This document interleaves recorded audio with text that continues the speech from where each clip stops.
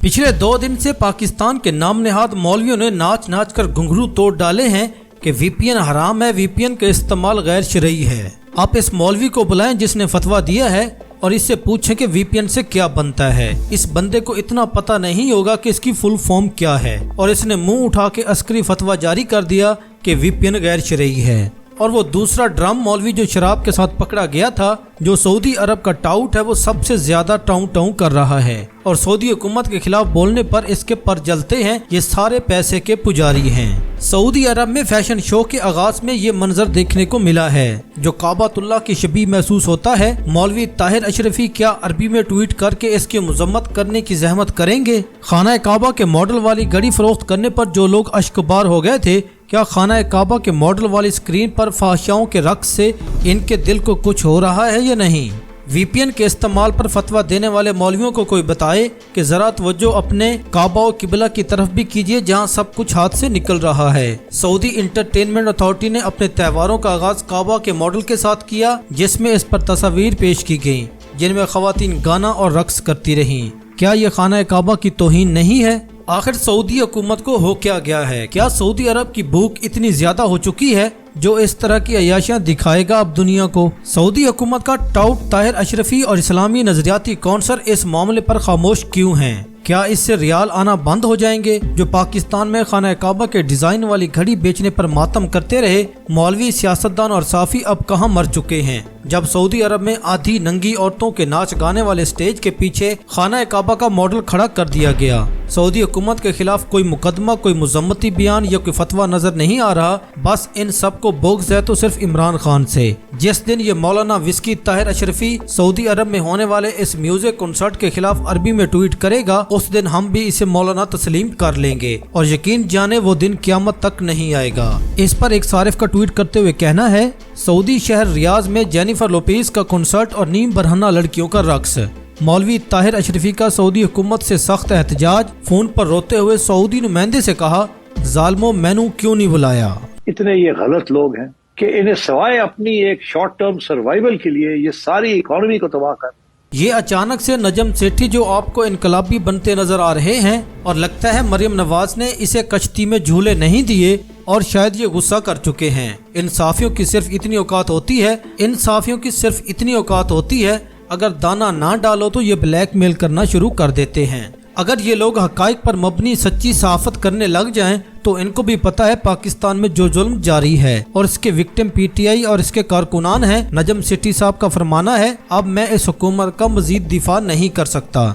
नजम सेठी साहब, आपको अपने अल्फाज और मौक़िफ़ में ज़िम्मेदारी का मुज़ाहरा करना चाहिए।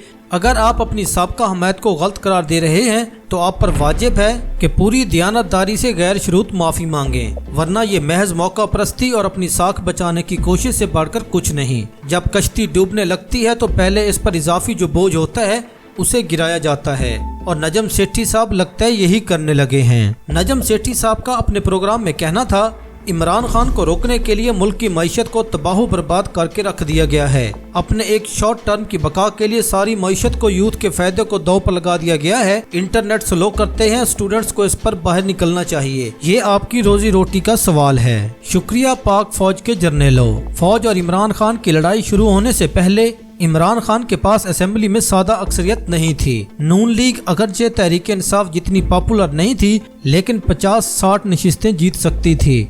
फौज की भी इज्जत थी, रोब दबदबा और वकार था। पंजाब में बिलखसूस और दीगर सूबों के अर्बन एरियाज में फौज को वजीरिस्तान और अवारान जैसी नफरत का सामना नहीं था। जर्नैल मुहब्बे वतन करार पाते थे। फौज की मजूई रेपुटेशन काबिल कबूल थी। आज इमरान खान को तारीख मकबूलियत हासिल है। नाकदीन को एतराफ़ करना पड़ रहा है कि इमरान खान की हुकूमत शफाफ हुकूमत थी। इमरान खान ने जो मुआशी तरक्की हासिल की वो मुल्क की तारीख में ना हुई। इस इमरान खान के अहद में पाकिस्तान की तारीख की सबसे ज्यादा बरामदात हुई, पाकिस्तान की तारीख से सबसे ज्यादा तरसीलात हुई, पाकिस्तान की तारीख की सबसे ज्यादा नौकरियां पैदा हुई। 17 साल बाद ग्रोथ रेट 6% से ऊपर गया। इमरान खान की ये जबरदस्त मुआशी कारकर्दगी कोरोना जैसी आलमी वबा के दौरान हुई। सादा अक्सरियत न होने के बावजूद हुई, सियासतदानों और एस्टेब्लिशमेंट की साजिशों के बावजूद हुई। तहरीक इंसाफ की जड़ें इस कदर गहरी हो चुकी हैं कि इसे हिलाना अब किसी डिक्टेटर के बस की बात नहीं। दूसरी तरफ जर्नैलों की इज्जत तार तार हो चुकी है। अदलिया और इंतजामिया के मुंह से भी नकाब नोचे जा चुके हैं।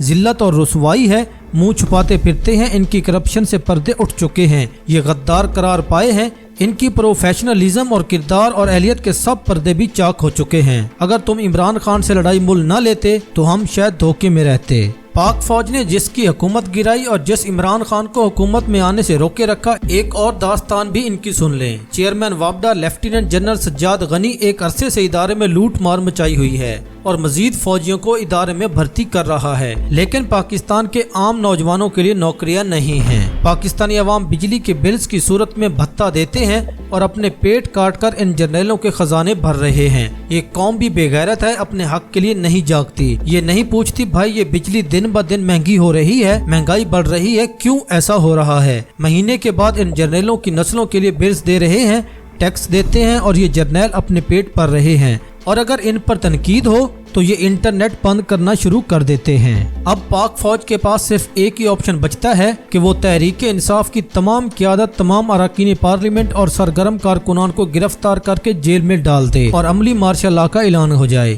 لیکن فوج اتنی بری پھنسی ہے کہ ایسا کرنے سے فوج کو جو بچی کچی حمایت ہے پوری دنیا میں وہ بھی ختم ہو جائے گی. فوج نے یہ جو لولی لنگڑی سی جمہوریت پارلیمنٹ کا تماشا لگا رکھا ہے, یہ دنیا کی آنکھوں میں دھول جھونکنے کے سوا کچھ نہیں, کیونکہ مغرب اور جو بائیڈن کے بعد کا امریکہ اور مغرب مارشل لا کی کھلم کھلا حمایت نہیں کر سکے گا. انہیں پابندیاں لگانا ہوں گی جو فوج کسی صورت بھی برداشت نہیں کر سکتی, یعنی گرفتاریاں بھی فوج کے مسئلے کا حل نہیں ہونے والی. دوسری طرف عمران خان نے ہمیشہ کی طرح اپنی چالیں بہت اچھے طریقے سے چلی ہیں. عمران خان 2-3 ماہ سے چھوٹے چھوٹے جلسے اور احتجاجوں کے ذریعے اپنی پارٹی کو اور اپنے لوگوں کو موبلائز کر رہا تھا. اب عمران خان نے اس موقع پر فائنل کال دی ہے جب عاصم منیر کی آخری بین الاقوامی حمایت بھی ختم ہو چکی ہے. جو بائیڈن کا اثر و رسوخ ختم ہوا. امریکہ میں انتقال اقتدار کا سلسلہ جاری ہے. ٹرمپ اور جو بائیڈن میں رسمی ملاقات ہو چکی. اب ٹرمپ کی ٹیم کو جو بائیڈن انتظامیہ اختیارات منتقل کر رہی ہے, انہیں بریفنگز دے رہی ہے. جنوری میں ٹرمپ امریکہ کا باضابطہ صدر بن جائے گا. اب صورتحال یہ ہے کہ لگاتار احتجاج اور جلسے کر کر کے تحریک انصاف کا ورکر موبلائز ہو چکا ہے. اب ان کے ہاتھ پاؤں بندھے جا چکے ہیں, اب صرف چھری پھیرنا باقی ہے, اور وہ چھری 24 نومبر کو یا 25 کو چل جائے گی یا مزید ہفتہ بعد چل جائے. کیا آپ قوم بننے کے لیے تیار ہیں؟ اگر آپ چاہتے ہیں عمران خان باہر آئے تو آپ کو ایک قوم بن کے نکلنا ہوگا. ادارے کا چیف چاہتا ہے کہ خان کسی ایک پر معافی مانگ لے, وہ 9 مئی ہو, وہ سائفر ہو یا کسی اور پر, تاکہ پی ڈی ایم اور میڈیا کے پاس کچھ بیچنے کے لیے مواد موجود ہو. لیکن عمران خان نے کسی بھی قسم کی معافی دور بات کرنا پسند نہیں کیا. قوم کا 1 لاکھ اور زیادہ اسلام آباد آنا بہت ضروری ہے. اس میں زندگی کے تمام شعبوں کے لوگوں کو آنا ہوگا. تشدد ہو سکتا ہے, جیل ہو سکتی ہے, پکڑ دھکڑ شروع ہو سکتی ہے, لیکن آپ قوم نے آنا ہے. جس طرح سارے ورکر چھوٹ رہے ہیں وہ بھی چھوٹ جائیں گے. کسی بھی قسم کا اچھا برا سیاستدان چاہے بھی تو واپس نہیں جانا. یہ سوچ کر آئیے گا, صرف علیمہ خان کو فالو کریں. اس لیے جو بھی کمیٹی لیڈ کرے گی اس کا نام نہیں بتایا جائے گا. جو پہلے آزمائے جا چکے ہیں وہ شامل تو ہوں گے, لیکن وہ کینسل یا ملتوی کی کال نہیں دے سکیں گے.